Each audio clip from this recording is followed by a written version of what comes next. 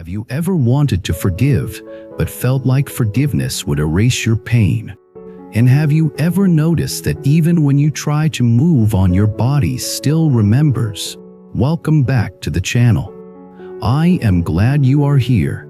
Today we are going to talk about forgiveness in a way that is honest, practical, and deep. Not the kind of forgiveness that pretends nothing happened. Not the kind that forces you to reconnect with someone unsafe. We are exploring the kind of forgiveness that frees your nervous system from carrying a burning weight every day. Here are the two core ideas for today. First, forgiveness is not a single moment where you suddenly feel pure. Forgiveness is a path. It is a training of the heart through repeated choices that slowly loosen the grip of resentment, shame, and fear. Second, forgiveness does not cancel boundaries. You can forgive and still say no. You can forgive and still leave. You can forgive and still protect yourself. Forgiveness is not approval. It is release. Take a slow breath in. Take a slow breath out. If you can let the exhale be a little longer, feel the support under you. Chair, bed, floor, ground. Let your body receive that support. Many people try to forgive using only the mind, but forgiveness is also a body process. The mind can say the words while the chest stays tight, so we begin with the body and the breath. Now let us be real about why forgiving someone who hurt you can feel impossible. Because part of you thinks anger is protection. Anger says, I will never let that happen again. Anger says, I will stay sharp. Anger says, I will keep the story alive so I never forget. Anger can feel like strength, but there is another truth. Anger can also become a cage. When anger is carried for too long, it burns the person holding it. It steals sleep. It steals focus. It turns the mind into a courtroom that never closes. It pulls you back into the past again and again. It teaches the body to stay braced even when you are safe now. Buddhist teachings often describe suffering as something that grows when we cling. Cling to how things should have been. Cling to an identity of being wronged. Cling to the need to control the past. Cling to the hope that someone else will finally understand before you allow yourself peace. This does not mean you should deny injustice. It means you can acknowledge the harm while refusing to keep harming yourself internally. Let me tell you a story. Imagine a small town near a river. In that town there is a bridge. Most people cross the bridge every day without thinking. But one person in town refuses to cross. Years ago, something happened on that bridge. A betrayal. I humiliation. I harsh scene that left a deep mark. Nobody else in town saw it the same way. Some people forgot. Some people moved on. But this one person remembers every detail. So instead of crossing the bridge, they take a longer path around the river. The longer path costs them time. It costs them energy. It costs them opportunities. They arrive late. They miss gatherings. They turn down invitations. They stop meeting new people. They begin to say the town is small and unfriendly and life is unfair. One day a friend asks, why do you always go the long way? The person answers, I cannot cross that bridge. That bridge is where it happened. If I cross it, I will feel it again. If I cross it, I will be weak. If I cross it, it means it did not matter. The friend does not argue. The friend simply asks a softer question. What if crossing the bridge does not mean you approve of what happened? What if it means you refuse to let what happened decide the route of your entire life? The person is silent because the friend is not asking them to forget. The friend is asking them to stop paying interest on an old debt. This is what forgiveness often is. It is crossing the bridge, not because the past is gone, but because your life is still here. Now the person realizes something small. They walk toward the bridge one morning, but they do not cross. They stand near it. They feel the body tighten. The breath becomes shallow. Old images appear. The mind begins to rehearse. But instead of turning away, they do a new thing. They put one hand on the chest. They breathe out slowly. They name what is here: fear, anger, tightness, memory. Then they whisper to themselves, "I can be here and still be safe." They do not cross that day, but something changed. They approached without running. They stayed without drowning. That was already a victory. The next week they walk a little farther. Then one day they take one step onto the bridge. The body shakes. The mind screams. But they keep breathing. They keep naming. They keep returning to the present. Then they step back. Again, not dramatic, just practice. Months later, they cross the bridge, still feeling some sadness, still feeling some anger, but no longer controlled. The bridge becomes a bridge again, not a prison gate. This is the shape of real forgiveness. Slow, repeated, kind, brave. Now let us bring this into your own life. If you are trying to forgive someone who hurt you, here are the 5 Buddhist keys I want you to hold. Not as a list you must memorize, but as 5 directions the heart can turn toward again and again. The first key is clear seeing. Clear seeing means you stop lying to yourself about what happened. You stop minimizing.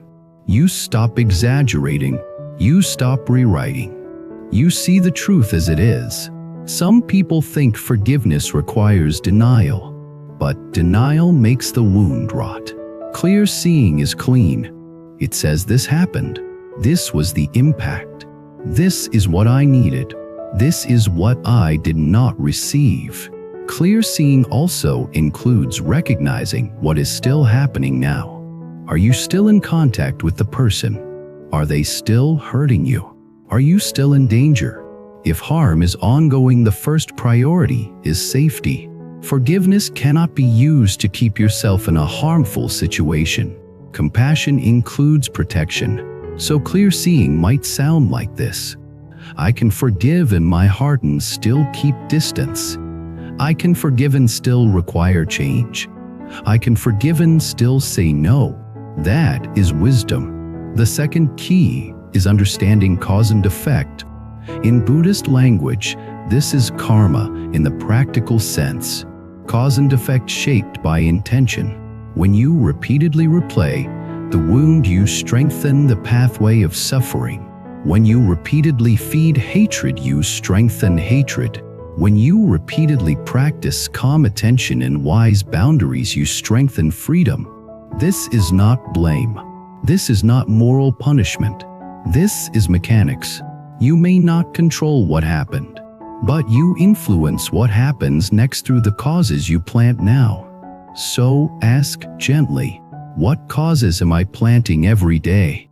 Am I planting causes of peace or causes of war? Am I planting causes of clarity or causes of confusion? Am I planting causes of self-respect or causes of self-betrayal? This question is not meant to shame you. It is meant to give you power. The third key is compassion without collapsing. Many people hear compassion and think it means making excuses for the person who hurt them. That is not required. Compassion can be simpler. Compassion can mean recognizing that unhealed people often spread their wounds. That does not erase responsibility. It simply reduces hatred. Hatred chains you to the person who hurt you. Compassion loosens the chain. But here is the crucial part. Compassion without collapsing means you do not use compassion as a reason to accept harm. You do not turn compassion into self-abandonment. So compassion might sound like this: I understand you are limited. I also understand I deserve safety. I release hatred. I keep boundaries. That is mature compassion. The fourth key is non-attachment to the courtroom. This is one of the biggest traps. The courtroom mind. The courtroom mind keeps arguing the case. It presents evidence at midnight. It cross-examines your memory. It prepares speeches you will never give. It imagines the perfect apology. It imagines revenge. It imagines proving you were right. This courtroom mind feels like control, but it is actually captivity. Non-attachment does not mean you do not care about justice. It means you stop using your inner life as the courtroom. You can pursue justice through wise actions in the real world when appropriate, but you do not need to rehearse hatred to be strong. So when the courtroom opens, you practice a simple move. Name it. Courtroom. Replaying. Proving. Then return to the breath. Return to the body. Return to the present. This is training. Each return is a new cause. A cause of freedom. The fifth key is self-forgiveness. This one is often the deepest, because sometimes the person you cannot forgive is you. You blame yourself for staying. You blame yourself for trusting. You blame yourself for missing the signs. You blame yourself for reacting emotionally. You blame yourself for not being stronger. But self-blame is not wisdom. It is another wound. Self-forgiveness does not mean you pretend mistakes did not happen. It means you learn without cruelty. So try this phrase. I can learn without cruelty. Say it again. I can learn without cruelty. Now notice the body. Many people feel a small release when they hear those words because the nervous system has been living under a whip. Now let us make all of this practical with a story that feels close to real life. Imagine someone named Mira. Mira is trying to forgive a friend who betrayed her. Not a tiny betrayal, a deep one. The friend shared something private. The friend used Mira's vulnerability as a joke. The friend then acted like it was nothing. Mira felt humiliation and anguish grief all at once. At first, Mira tried to forgive quickly. She told herself she should be spiritual. She should be above it. She repeated nice phrases. She tried to smile. She tried to act normal. But at night, the body told the truth. Her chest tightened. Her stomach turned.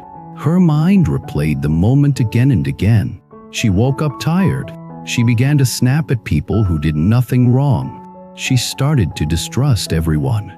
One day she listened to a teaching that said this: forgiveness is not something you do to look good. Forgiveness is something you do so you can live. That sentence hit her hard because she realized she was using forgiveness as a costume. She was trying to look healed while still bleeding inside. So Mira began again with clear seeing. She admitted, I was hurt. She admitted, I feel anger. She admitted, I feel sadness. She admitted, I do not trust this person right now. Then she made a boundary. She stopped contacting the friend for a while, not out of revenge, out of nervous system care. At first she felt guilty. She feared being judged. She feared being called dramatic. But she kept practicing self-respect. She kept repeating a quiet truth. My peace matters. My safety matters. My healing matters. Then she noticed the courtroom mind. It was loud. It kept presenting evidence. It kept predicting future humiliation. It kept creating speeches. So she practiced non-attachment. Each time she caught herself rehearsing, she would do 3 breaths. She would feel her feet. She would label the thought courtroom. Then she would return to a small action. A shower, a walk, a meal, a school task, a simple chore, something real. This did not erase pain, but it stopped pain from stealing all her hours. Weeks later, her anger softened slightly, not because the betrayal became okay, but because her nervous system stopped being stabbed every day by contact and replay. Then compassion appeared naturally, not forced. She saw that her friend acted from insecurity, from a need to impress others, from a lack of maturity. That did not excuse it, but it reduced hatred. Then she worked with cause and effect. She asked, what did I learn? She learned she needed stronger boundaries with private information. She learned she valued loyalty. She learned she did not want relationships that require her to shrink. This was karma as wisdom. The pain became a teacher without becoming a prison. Finally, she practiced a form of forgiveness that was quiet. She did not send a message saying, I forgive you. She did not need that performance. She simply stopped replaying as often. She stopped checking the friend online. She stopped hoping for a perfect apology. She stopped letting the betrayal define her whole identity. She began to cross the bridge. Her forgiveness was not a hug. Her forgiveness was a release. And here is the most important part. She also forgave herself. She stopped calling herself foolish. She stopped punishing herself for trusting. She told herself, I was human. I wanted belonging. I learned it. I will protect myself now. That is self-forgiveness. Now maybe your story is different. Maybe the hurt is older. Maybe it involves family. Maybe it involves someone you still see often. Maybe it involves someone who never admits wrongdoing. So let us talk about the hardest version. What if the person never apologizes?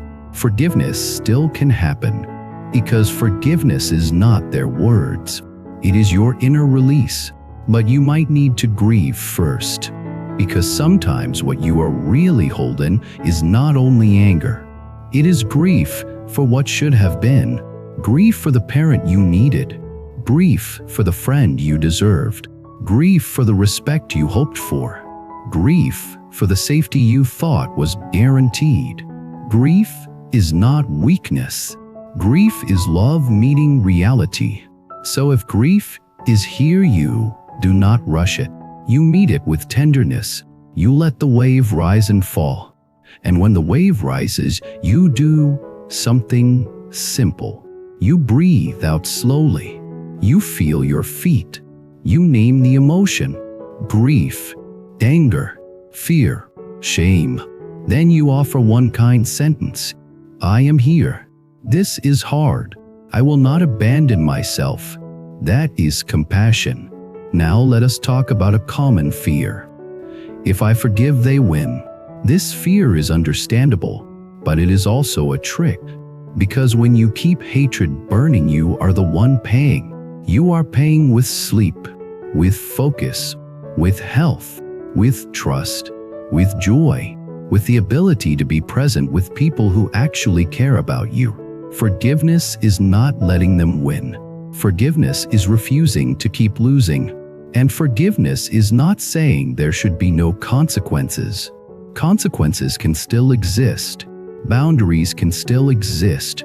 Distance can still exist. Truth can still exist. Forgiveness is simply taking your heart back. Now let us do a short guided practice you can use anytime. First step, feel the support beneath you. Second step, exhale slowly. Third step, name what is here. Anger is here. Sadness is here. Fear is here. Fourth step, name what is yours. My attention is mine. My next step is mine. My boundaries are mine. Fifth step, offer one compassionate phrase. May I be kind to myself. Sixth step, choose one small action that supports dignity. Put the phone down. Drink water. Stand up and stretch. Write one honest sentence. Do one task. Rest. Small actions matter because they are causes. Causes create effects. Now I want to share a deeper layer that many Buddhist teachers emphasize. You do not have to wait until you feel forgiving to practice forgiveness. You practice forgiveness so the feeling can gradually follow. In the same way, you do not wait until you feel calm to breathe slowly. You breathe slowly so calm can become possible. So if you are not ready for full forgiveness, you can start with a smaller intention. I am willing to stop feeding hatred for 1 minute. I am willing to set down the burning coal for 1 minute. I am willing to rest my nervous system for 1 minute. 1 minute is enough to start a new path. Now let us bring this into your daily life in a very realistic way. Imagine you are walking into a room where the person who hurt you might be present. Your body braces, your jaw tightens, your mind begins to prepare defenses. In that moment, forgiveness does not mean you walk up and smile. Forgiveness can mean you regulate yourself so they do not control your body. You exhale slowly. You drop your shoulders 1%. You relax the jaw 1%. You feel your feet. You remind yourself, I can be polite without being close. I can be present without being open. I can be safe without being harsh. Then you keep your boundary. This is forgiveness with wisdom. Or imagine you are alone at night and a memory returns. The mind tries to reopen the courtroom. It begins to play the scene. Forgiveness can mean you do not strike the bell again. You name it remembering. You exhale slowly. You put a hand on the chest. You say, I release the extra struggle tonight. Then you return to the feeling of the bed holding you. This is forgiveness as nervous system care. Now we are coming to the closing, and I want to speak directly to the part of you that feels tired.